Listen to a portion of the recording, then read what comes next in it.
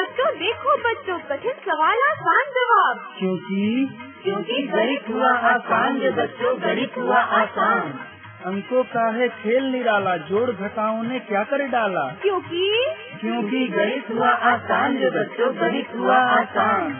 शून्य का है खेल अजब, अंकों के संग करे गजब। कभी अंकों को शून्य बनाता या अंकों का मान बढ़ाता। क्योंकि गणित हुआ आसान जो बच्चों, गणित हुआ आसान।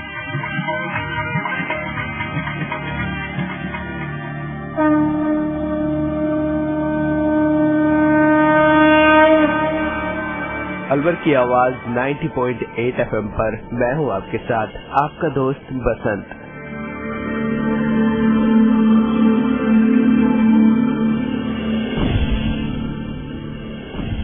और गणित हुआ आसान को और आसान करने के लिए आज IIT अलवर की असिस्टेंट प्रोफेसर अर्चना शर्मा जी जुड़ चुकी हैं आपके साथ अलवर की आवाज में। और आज हम जानेंगे डिस्टेंस फार्मूले की मदद से दूरी ज्ञात करना, डिस्टेंस ज्ञात करना, यानी कि निर्देशांक ज्यामिति के एक और अंक की ओर बढ़ चुके हैं आगे। और इसमें हम आज जानेंगे कि किसी बिंदु की स्थिति कैसे ज्ञात की जाए, यानी कि दूरी फार्मूले लगा के आप उसकी स्थिति को कैसे ज्ञात कर सकते हैं। मान लीजिए आप अपने घर की स्थिति जानना चाहते हैं और आप अपने घर से कुछ दूरी पर, यानी कि एक फिक्स दूरी पर आप खड़े हैं और वहां से आपको अपने घर की स्थिति जाननी है, तो आप इस फार्मूले की मदद से आप अपने घर की स्थिति जान सकते हैं कि आपका घर कितनी दूरी पर होगा। या मान लीजिए आपको अपने घर से अपने स्कूल की दूरी ज्ञात करनी है, तो इस तरह से भी आप दूरी सूत्र का यूज करके, यानी कि निर्देशांक ज्यामिति की मदद से आप अपने घर से अपने स्कूल की स्थिति के बारे में आसानी से ज्ञात कर सकते हैं। तो यही है गणित का कमाल, और इसी गणित के कमाल को और आसानी से आपको समझा रही हैं IIT अलवर की असिस्टेंट प्रोफेसर अर्चना शर्मा, और साथ में है हमारे कुछ कम्युनिटी स्टूडेंट्स। तो चलिए जानते हैं कैसे ज्ञात की जाती है निर्देशांक ज्यामिति में दूरी सूत्र के उपयोग से दूरी।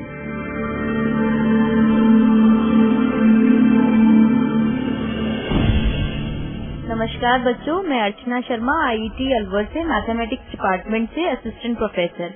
हाँ तो बच्चों, आप लोगों को पिछला अंक याद है कि हम लोगों ने चर्चा किस विषय में की थी? Yes ma'am. ठीक है, निर्देशांक ज्यामिति। Very good. तो पहले आप लोगों का एक बार इंट्रोडक्शन ले लेते हैं। आप बताइए, आपका नाम? मेरा नाम मोहम्मद सरफराज है। आप? मेरा नाम विजय जायसवाल है। मैं आनंद प्रकाश। और आप? दीप नारायण कुमार। ठीक है।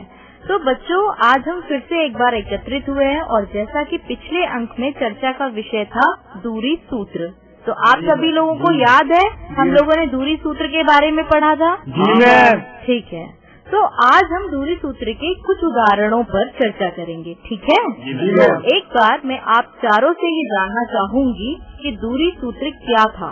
यानी मैं अगर आपको दो बिंदुओं के निर्देशांक बताऊं, पहला निर्देशांक x1, y1 तथा दूसरे बिंदु का निर्देशांक x2, y2, तो आप बताइए दूरी सूत्र क्या बनेगा? विजय, आप बताओ। मैम, x1 माइनस x2 का whole square plus y1 minus y2 का होल स्क्वायर, पूरे टर्म का वर्गमूल ले लेंगे। वेरी गुड विजय, बहुत सही। ठीक है, आप बताइए, क्या नाम है आपका? आनंद प्रकाश। आनंद आप बताइए। x माइनस x1 का whole square plus y1 minus y2 का होल स्क्वायर का होल रूट। ठीक है, तो आगे बढ़े। क्या कभी दूरी ऋणात्मक भी हो सकती है? कैसे मैम? No ma'am. ठीक है, इसीलिए आप हमेशा याद रखें कि जब हम वर्गमूल लेते हैं, जब हम किसी भी नंबर का वर्गमूल ज्ञात करते हैं, तो दो चिन्ह आते हैं, एक धनात्मक और एक ऋणात्मक। लेकिन हम यहाँ पर धनात्मक चिन्ह लेकर चल रहे हैं, क्योंकि दूरी का मापन कभी भी ऋणात्मक नहीं होगा। ठीक है बच्चों, आगे बढ़े। ठीक है, जब भी दूरी सूत्र से रियल लाइफ प्रॉब्लम्स को हल करना हो, रियल लाइफ प्रॉब्लम जैसे मान लीजिए अभी हम जो उदाहरणों पे चर्चा करेंगे वहाँ से आपको पता चल जाएगा कि रियल लाइफ प्रॉब्लम्स यानी जो हमारे आसपास घटित होने वाली घटनाएं, ठीक है, वहाँ पर अगर आप दूरी सूत्र अप्लाई करना चाहते हैं तो सबसे पहले आपको डायग्राम बनाना होगा और डायग्राम पर कार्तीय तल तथा अक्षों को निरूपित करना होगा। और अक्षों को निरूपित करने के बाद आपको जो वस्तुओं की स्थिति दी हुई होगी उन स्थितियों के निर्देशांक भी ज्ञात करने हैं। ठीक है, तभी आप दूरी सूत्र का अच्छे से इस्तेमाल या फिर प्रयोग कर सकते हैं। ठीक है जी मैम। ठीक है, तो चलो बच्चों पहले उदाहरण पर चर्चा करते हैं, ध्यान से सुनो। जी मैम। ठीक है, मैं आपको बता रही हूँ, आप लोग अपने अपने पेपर और कॉपीज पेन संभाल लीजिए। ठीक है, एक खिलाड़ी अपनी स्थिति से, मान लीजिए कि कोई खिलाड़ी है, वो जिस स्थिति पर खड़ा है फील्ड की, जो मैदान की जिस कॉर्नर पर खड़ा है, हम उसको मान लेंगे कि वो उसका कैसा बिंदु है, प्रारंभिक बिंदु है। ठीक है, फुटबॉल के मैदान की बात हो रही है, फुटबॉल को 10 मीटर साइड लाइन से तथा 5 मीटर गोल लाइन से, 2 लाइन है, एक साइड लाइन होती है और एक गोल लाइन होती है। ठीक है, से किक करता है। ठीक है, साइड लाइन से कितना किया विजय? 10। गुड। आनंद, गोल लाइन से कितना किया? 5। ठीक है, तथा बॉल, अब जब उसने बॉल को किक किया है तो बॉल कुछ दूरी तय करेगी बच्चों। ठीक है, तो मैं आपको अब बताने जा रही हूँ कि मैदान के किस बिंदु पर जो बॉल आपके किक करने के बाद में जहाँ रुकेगी, उस बॉल की उस जगह पर जो स्थिति बनी हुई है वो है गोल लाइन से 45 मीटर दूर, गोल लाइन से 45 मीटर दूर और साइड लाइन से 40 मीटर दूर। कितना? 40 मीटर दूर। ठीक है, तो बताओ बच्चों, बॉल प्लेयर से कितनी दूर होगी? समझ आ गया ना आपको? पहले ये बताइए, आपको क्वेश्चन समझ में आया या नहीं? नहीं मैम, थोड़ा देखिए, सबसे पहले यहाँ पर 2 चीजों की चर्चा हुई है। ठीक है, जो आपको उदाहरण दिया गया है उस उदाहरण में सबसे पहले क्या बताया गया है? प्लेयर की स्थिति, आपके खिलाड़ी की स्थिति। ठीक है, प्लेयर कहाँ पर खड़ा हुआ है? अपनी प्रारंभिक स्थिति कहाँ पर है उसकी? मान लीजिए जो मैदान है, मैदान के 4 कॉर्नर हैं आपके। ठीक है, जिसको हम कार्तीय तल की तरह देख सकते हैं, प्लेयर है। ठीक है, गोल लाइन और किसकी बात कर रहे हैं हम? साइड लाइन की। ठीक है, जो साइड लाइन है उसको हम एक्स अक्ष मानेंगे और जो गोल लाइन है उसको हम वाई अक्ष मानेंगे। याद रखिए, साइड लाइन को एक्स अक्ष और गोल लाइन को वाई अक्ष। क्लियर है? जी मैम। ठीक है, अब आपको ये बताना है कि जो खिलाड़ी है, खिलाड़ी की स्थिति बताइए मुझे। सबसे पहले मैं आपको फिर से एक बार क्वेश्चन बता देती हूँ, शायद आप मुझे फिर आसानी से खिलाड़ी की स्थिति बता सकें। ठीक है, खिलाड़ी की स्थिति के लिए आपको मैंने पहले भी बताया था कि साइड लाइन से 10 मीटर दूर है। 10 मीटर प्रारंभिक स्थिति। प्रारंभिक बच्चे, प्रारंभिक मतलब जो कॉर्नर्स हैं, कॉर्नर से थोड़ा दूर तो हो गई ना खिलाड़ी जिस जगह खड़ा है वो साइड लाइन और गोल लाइन से कितनी कितनी दूरी पर खड़ा है। ठीक है, तो वो मैं आपको बता रही हूँ। साइड लाइन से खिलाड़ी कितनी दूर है? 10 मीटर।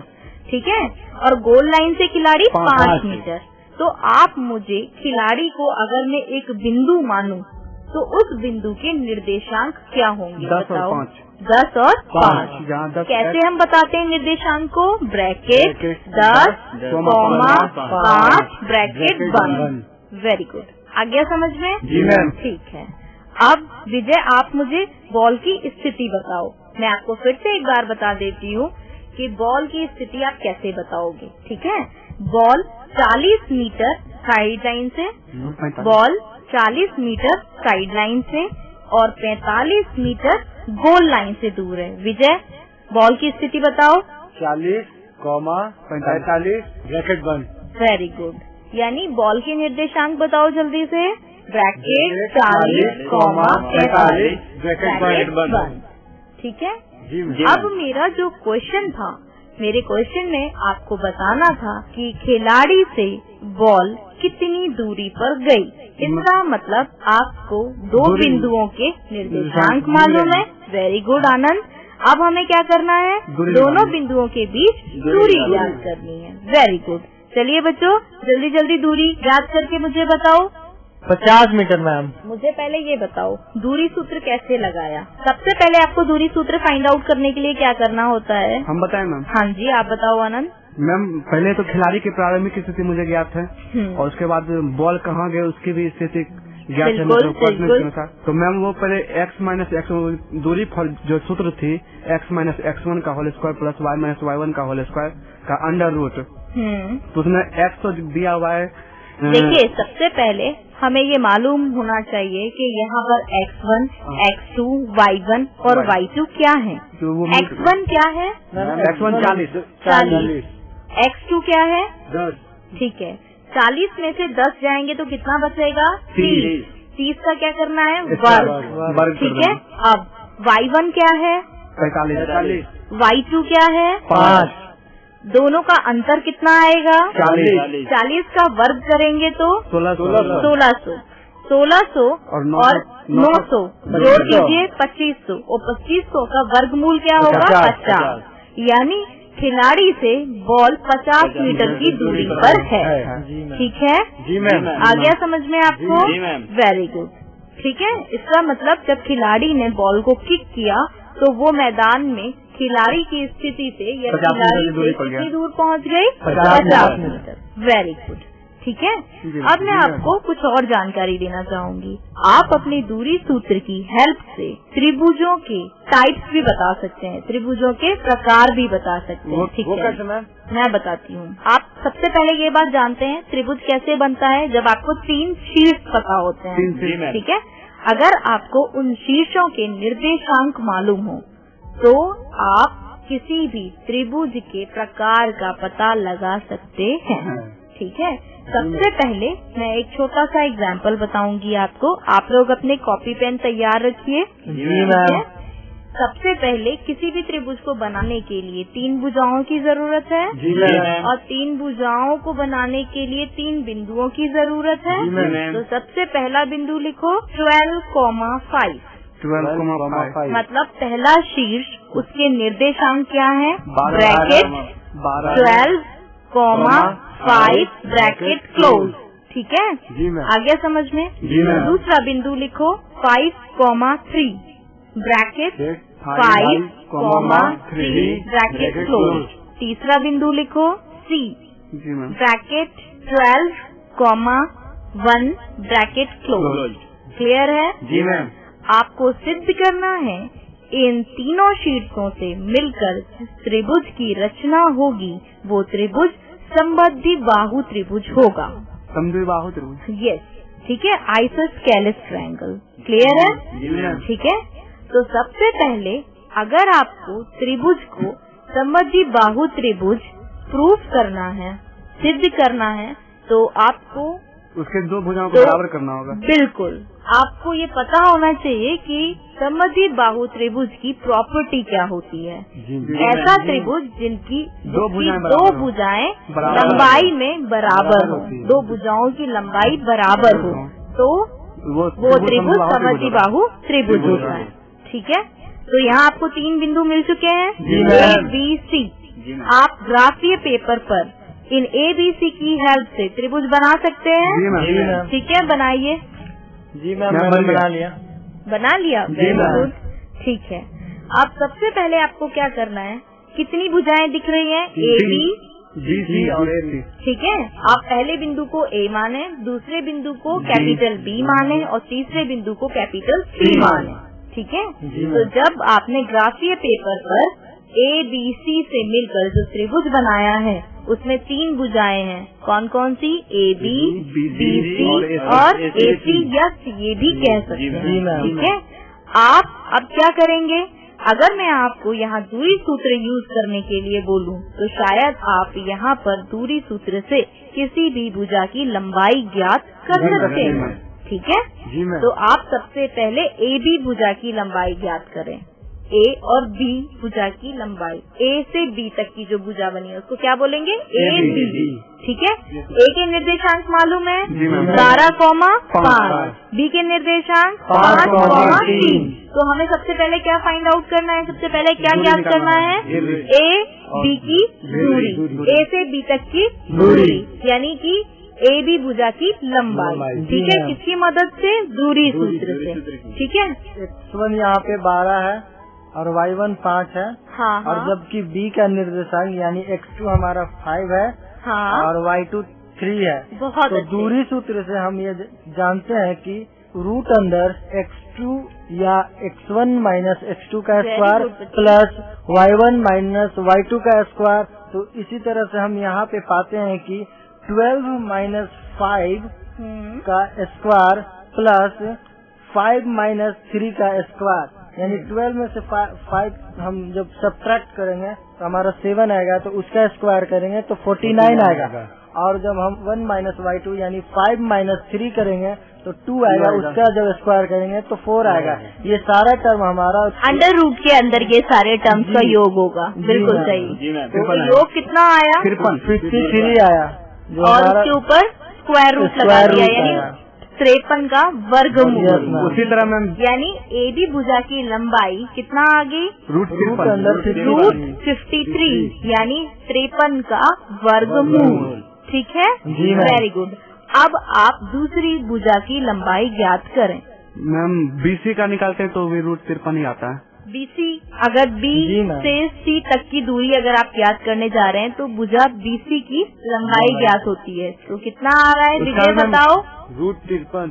रूट 53। ठीक है, इसका मतलब AB और BC दोनों ही भुजाओं की लंबाई समान है। जी मैम। ठीक है, जी मैम। अतः हम कह सकते हैं कि किसी त्रिभुज की दो भुजाओं की लंबाई यदि समान है तो वो त्रिभुज समद्विबाहु त्रिभुज होगा। जी तो आपको मैम। समझ में आया कैसे दूरी सूत्र ने आपकी मदद की? जी मैम। Very good. आगे बढ़े। जी मैम। ठीक है, एक और उदाहरण लेते हैं। यदि त्रिभुज के 3 शीर्ष दिए हुए हैं, पहला शीर्ष लिखें जी मैम। 3,2 3,2। दूसरा शीर्ष लिखें 2,0। तीसरा शीर्ष लिखें -1,4। जी मैम। ठीक है, मैम माइनस में शीर्ष होगा। हाँ हाँ बिल्कुल होगा बच्चे, बिल्कुल होगा। क्योंकि ये इसका निर्देशांक है। बिल्कुल, निर्देशांक चारों चतुर्थांशों में कहीं पर भी बन सकता है। ठीक है, अब सिद्ध करें कि इन तीनों शीर्षों से मिलकर बनने वाला त्रिभुज समकोण त्रिभुज होगा। कैसा त्रिभुज? समकोण त्रिभुज। और यहाँ आपको दूरी सूत्र से ही बताना है। तो सबसे पहले मेरी बात पर थोड़ा ध्यान दें। आनंद, विजय, दीप नारायण और आप? मोहम्मद सरफराज। हाँ, मोहम्मद सरफराज। तो सबसे पहले मैं आप सभी से ये जानना चाहूंगी कि आपको समकोण त्रिभुज का कौन सा गुणधर्म याद है, कौन सी प्रॉपर्टी जानते हैं आप? हम बताएं मैम? हाँ बताइए। मैम कर्ण का वर्ग अगर आधार के वर्ग और लंब के वर्ग के बराबर हो तो उससे बनने वाला त्रिभुज होगा वो समकोण त्रिभुज होगा। और शायद हमें तुम्हारी इसी बात को मैं दूसरे शब्दों में अगर कहूँ तो किन्हीं दो छोटी भुजाओं के वर्ग का योग किसी तीसरी भुजा के वर्ग के बराबर हो तो यह सिद्ध होता है कि बनने वाला त्रिभुज समकोण त्रिभुज। ठीक है जी मैम। ठीक, तो सबसे पहले त्रिभुज की रचना करो, त्रिभुज बनाओ। जी मैम बना त्रिभुज दिए। का पहला शीर्ष कैपिटल A से दिखाएंगे 3,2। दूसरा शीर्ष कैपिटल B से दिखाएंगे 2,0। तीसरा शीर्ष C से दिखाएंगे -1,4। ठीक है, ठीक है बच्चों? जी मैम। ठीक है, अब सबसे पहले क्या करेंगे? कितनी भुजाएं आई? 3 भुजाएं। ठीक है, सबसे पहले AB भुजा यानी AB भुजा की लंबाई ज्ञात करनी है। किसकी मदद से? दूरी के सूत्र की मदद से। बिल्कुल सही। उसके बाद वो AC भुजा, फिर BC भुजा और AB तीनों भुजाएं निकालिए। तीनों भुजाओं की लंबाइयां ज्ञात कीजिए। निकल गया मैम।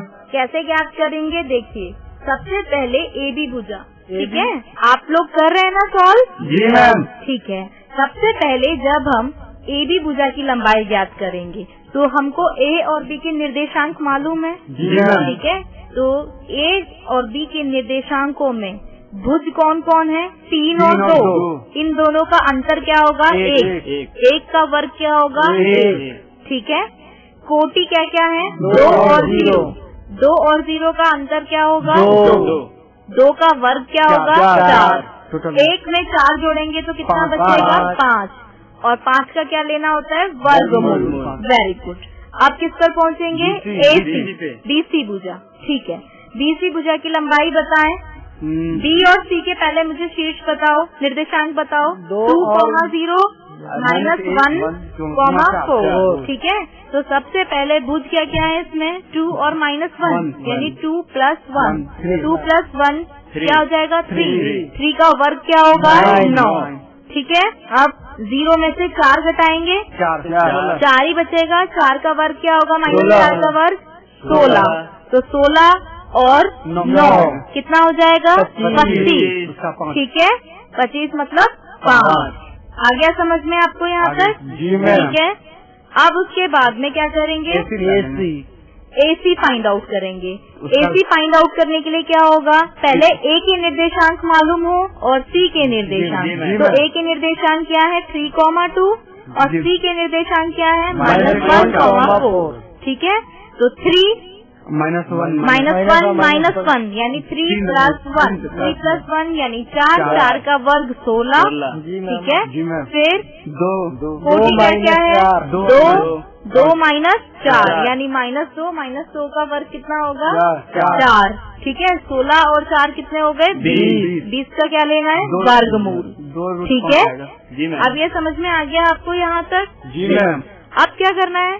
समकोण त्रिभुज की कौन सी प्रॉपर्टी जानते हैं आप? यानी 2 छोटी भुजाओं का के वर्ग का योग तीसरी भुजा के वर्ग के बराबर होगा। ठीक है, यानी √5 का स्क्वायर प्लस √20 का स्क्वायर बराबर √25 का स्क्वायर। कितना बन गया? 5 + 20 25 बराबर 25। 25 बराबर 25। अतः हम कह सकते हैं कि दिए गए शीर्षों से मिलकर बनने वाला त्रिभुज समकोण त्रिभुज ही होगा। ठीक है जी मैम। ठीक, आपको समझ आया दूरी सूत्र से? जी मैम। दूरी सूत्र के आपको उपयोग समझ आए? जी मैम। दूरी सूत्र की मदद से आप कितनी तरीके से मतलब दूरी सूत्र से हम साबित कर सकते हैं कि कुछ दिया गया त्रिभुज समकोण है या समद्विबाहु। मतलब त्रिभुजों में भी आप हेल्प ले सकते हैं इसकी, और कहाँ हेल्प ले सकते हैं? दूरी निकालने अपने निजी जीवन में निकाल। अच्छा ठीक है, अब आप बताइए कोई और मतलब तरीका, आप मुझे कोई और एग्जाम्पल आप लोग बताइए जहाँ आप दूरी सूत्र का उपयोग कर सकते हैं। बिल्कुल, आप बताइए आनंद। अगर हमें पतंग की दूरी दी गई हो और प्रारंभिक स्थिति दी गई हो तो लेकिन पतंग कैसा होना चाहिए? मतलब पतंग जो कांस्टेंट पोजीशन में होनी चाहिए आपकी, या फिर कभी आगे कभी पीछे, क्योंकि पतंग तो मतलब फिक्स नहीं है। मतलब आप दूरी सूत्र तभी यूज कर पाएंगे जब आपको बिंदु कैसे मिले हो? फिक्स मिले। ठीक है ना? तो छत पर खड़े किसी लड़के की दूरी निकाल सकते हैं? हाँ, आप खुद से बिल्कुल बता सकते हैं। ठीक है जी मैम। और पेड़ के छाया से उसके पेड़ की दूरी ऊंचाई निकाल सकते हैं, या किसी टावर की और टावर की दूरी और हमारे मतलब मैं जहाँ जिस पोजीशन पे खड़ा हूँ और जो उस पोजीशन से और टावर की जो है, टॉप बिंदु है या टॉप उसके बिंदु के लिए आपको तो त्रिकोणमिति पे जाना होगा। आप मुझे ये जरूर बता सकते हैं दूरी सूत्र से कि आप जहाँ खड़े हैं और जहाँ सामने आपको टावर दिख रहा है, जो जहाँ पर वो टावर स्थित है, जी मैम, वहाँ की स्थिति को हम बिंदु की तरह मानेंगे। जी मैम। और उस बिंदु के निर्देशांक यदि हमें ज्ञात हैं और आप जहाँ खड़े हैं अगर आपको अपनी स्थिति के निर्देशांक ज्ञात हैं, तो आप ये बता सकते हैं कि टावर आपसे कितनी दूरी पर है। ठीक है जी मैम। आ गया समझ में? जी मैम। ठीक है। हाँ, तो बच्चों आज के लिए बस इतना ही, और अगले अंक में हम लोग चर्चा करेंगे किसी भी रेखाखंड के मध्य बिंदु कैसे ज्ञात किए जा सकते हैं। ठीक है बच्चों?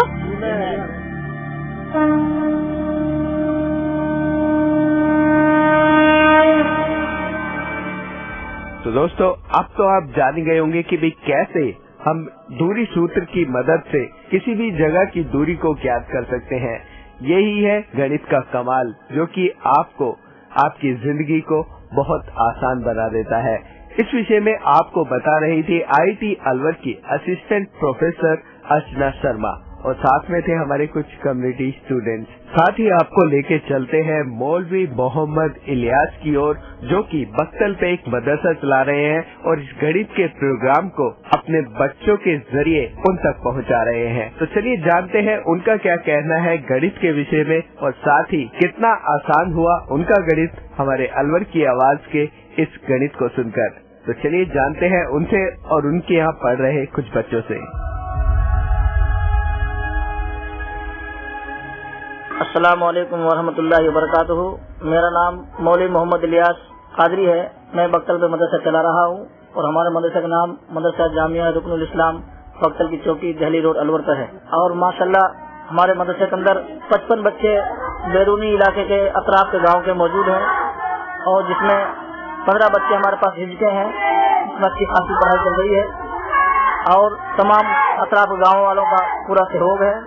हमारे पूरे मदरसे के स्टाफ है वो भी पढ़ाने में काफी अच्छी मेहनत करते हैं और माशाल्लाह जो हमारे जो बच्चे हैं वो पढ़ने के अंदर काफी रुचि दिखाते हैं, पढ़ने में काफी मेहनत करते हैं, जिसका नतीजा हम साल में 1-2 प्रोग्राम करके आवाम के सामने पेश करते हैं और जिसका महासल आवाम को पता चलता है। हम साल के अंदर 1-2 प्रोग्राम करते हैं, खासतौर पर 12 रबीउल अव्वल के मौके पर, नबी की पैदाइश के मौके पर, जब बच्चों को हम नात शरीफ के जरिए और उर्दू सवाल जवाब के जरिए और बच्चों को तकारीर के जरिए इस तरह बताया जाता है ताकि आवाम उस बात को समझ सके कि बच्चा पढ़ने में कितना काबिलियत है। जो बच्चा आवाम के सामने स्टेज पे बोलेगा इंशाअल्लाह ताला वो दीन की अपने तलफ़्फ़ुज़ तकारीर और बयानी के एतबार से दीन की भरपूर खिदमत करेगा। और जिस बच्चे के अंदर ये सलाहियत पैदा हो गई जो स्टेज पे आम आदमी के सामने दीन की 2 बातें आवाम के सामने पेश करने लग गया, इंशाअल्लाह ताला उसका हौसला ऐसे अफजाई होता है कि वो बच्चा आगे चलकर तो उसके दिल के अंदर एक दीनी ऐसा जज्बा पैदा हो जाता है जो दीनी मजालिस सजाता है और लोगों को दीन से यानी जोड़ने की भरपूर कोशिश करता है, जिसका नतीजा ये निकलता है कि उसकी मेहनत उसकी भर आती है। जिस मस्जिद के अंदर इंशाअल्लाह ताला उसकी बात पर 2-4 आदमियों ने यानी अमल कर लिया तो हर आदमी अमल नहीं करता, लेकिन अगर 2-3-4 आदमी ने अमल कर लिया तो इंशाअल्लाह ताला उसकी मेहनत भरपूर हो जाती है। तो मैं तमाम भाइयों से मुअद्दबाना गुजारिश करता हूँ कि हर आदमी की ख्वाहिश होनी चाहिए कि अपने बच्चों को दीन रास्ते पर गामजन करें और सब तरीके से यानी दीन पर जमकर मेहनत करने की कोशिश करें। जिन बच्चों को हम दीनी तालीम दे रहे हैं इंशाअल्लाह ताला आने वाले टाइम में यही बच्चे जब हमारे हाथ पैर यानी काम करने बंद हो जाएंगे तो ये बच्चे हमारी कदरदानी करेंगे और पढ़ा लिखा बच्चा ही माँ बाप की तालीम और तौकीद करता है। जिस बच्चे के पास इल्म नहीं है दुनियावी एतबार से नाखिरत के एतबार से वो बच्चा बिल्कुल एक अनपढ़ बिल्कुल जानवर की तरह है और जिसके पास इल्म है तो वो दुनिया के एतबार से भी कामयाब है और आखिरत के एतबार से कामयाब है। जैसे अभी हमने एक प्रोग्राम चलाया है गणित हुआ आसान, यानी जो गणित होती है उसमें बच्चों को अक्सर प्रॉब्लम होती है, चाहे वो मदरसा के हों या फिर स्कूल के हों, तो आप उसके बारे में क्या कहेंगे? क्या उससे हमें कुछ बच्चों को फायदा होगा? गणित के एतबार से अच्छा फायदा बच्चों को सबसे पहले फायदा होता है कि जब भी कोई भी आदमी किसी चीज को यानी सौदा कहीं खरीदता है, कोई हिसाब किताब की बात आती है तो बच्चा आसानी इसको यानी समझ सकता है। मिसाल के तौर पर मेडिकल से कोई सौदा आपने लिया, कोई दवाई आपने ली तो मेडिकल वाला जब आपको कोई भी सामने दुकान वाला आपको पैसे यानी कोई चीज देगा तो जब आपको कैलकुलेटर से कोई हिसाब लगा के दे दिया तो पढ़ने वाला बच्चा अगर होशियार है और गणित तो जानता है तो फौरन अपनी तमाम दवाइयों की तमाम फहरिस्त चंद कमों के अंदर यानी इसकी यानी पूरी गणित कर लेगा, जोड़ कर लेगा, फायदा होगा उससे आपको।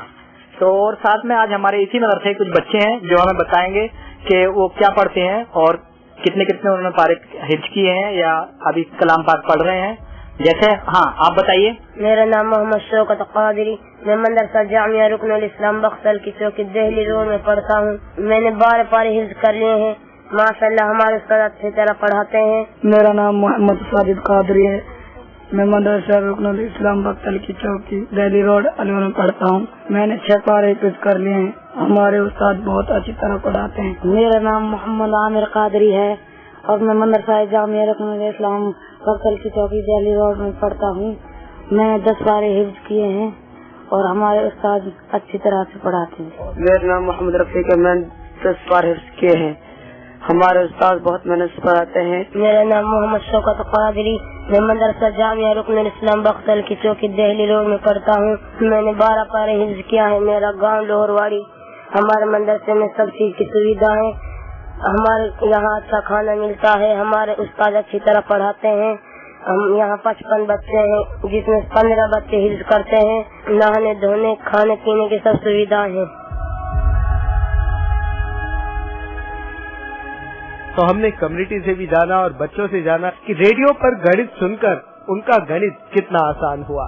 ये प्रोग्राम भारत सरकार के विज्ञान एवं प्रौद्योगिकी विभाग द्वारा उत्प्रेरित एवं समर्थित किया गया। आपको ये प्रोग्राम कैसा लगा? आप अपने फीडबैक प्रतिक्रिया हमें दे सकते हैं। अपने फीडबैक और प्रतिक्रिया देने के लिए हमारा पता है कम्युनिटी रेडियो अलवर की आवाज 90.8 megahertz, IT group of institutions, north extension MIA Alwar Rajasthan. हमारे फोन नंबर है 9587908908 और दूसरा नंबर है 014451211190। आप हमें मेल भी कर सकते हैं। हमारी ईमेल आईडी है radioalwar@gmail.com। और साथ ही इस प्रोग्राम को आप ऑनलाइन यानी कि इंटरनेट पर भी सुन सकते हैं। इंटरनेट पर सुनने के लिए आपको लॉगिन करना है www.i-radiolive.com पर। और साथ ही मैथमेटिक्स यानी गणित हुआ आसान के एपिसोड आप ऑनलाइन यानी कि इंटरनेट के माध्यम से एक दुनिया अनेक आवाज के वेबसाइट पर भी सुन सकते हैं। वेबसाइट है www.edaa.in। लॉगिन कीजिए और कहीं भी बैठकर ऑनलाइन आप इन मैथमेटिक्स के प्रोग्राम को सुन सकते हैं। इसी के साथ अपने दोस्त बसंत को दीजिए इजाजत। नमस्कार। आओ बच्चों, देखो बच्चों, कठिन सवाल आसान जवाब। क्योंकि गणित हुआ आसान जो बच्चों, गणित हुआ आसान। अंकों का है खेल निराला, जोड़ घटाओं ने क्या कर डाला। क्योंकि गणित हुआ आसान जो बच्चों, गणित हुआ आसान। शून्य का है खेल अजब, अंकों के संग करे गजब। सभी अंकों को शून्य बनाता या अंकों का मान बढ़ाता। क्योंकि गणित हुआ आसान जो बच्चों, गणित हुआ आसान।